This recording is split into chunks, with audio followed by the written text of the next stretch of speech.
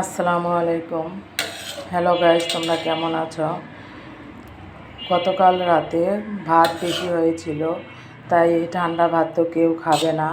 আর এখনকার ছেলে মেয়েরা তো মুখেই দিতে চায় না। আমরা তো আগে কত ভালো খুশি মনে কত ঠান্ডা ভাত ঠান্ডা তরকারি দিয়ে শীতের দিনে খেয়ে নিয়েছি। আর এখনকার বাচ্চা কাচ্চারা তো সেটা আর খেতে চায় না। তাই কি করব, তারপরে কিছু সবজি ছিল, ওগুলো দিয়ে এগ ফ্রাইড রাইস বানিয়ে নিলাম। এখন তারা খুশি হয়ে খেয়ে নেবে, আর কোনো চিল্লাচিল্লিও করা লাগবে না ভাত খাবারের জন্য। পেটও ভরবে, মনও ভরবে। আর ছেলে মেয়েরা তো খুশি থাকলে, পেট ভরা থাকলে মাও অনেক খুশি।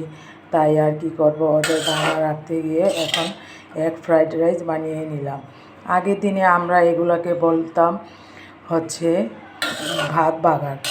আর এখন তো আগে একটু অন্যরকম করে দিতাম, শুধু ডিম দিয়ে আর পেঁয়াজ মরিচ ধনিয়া পাতা হয়তো টমেটো দিতাম, কিন্তু এখন তো আর ওইগুলো না। এখন একটু সয়া সস, টমেটো সস, তার বাদে ডিম,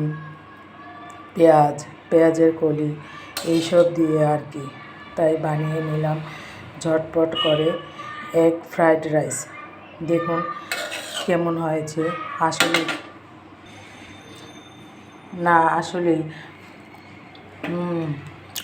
ভীষণ ভীষণ মজা হয়েছে। মনেই হয় না যে ভাতের চাল দিয়ে হয়ে গেছে দারুণ স্বাদের এগ ফ্রাইড রাইস।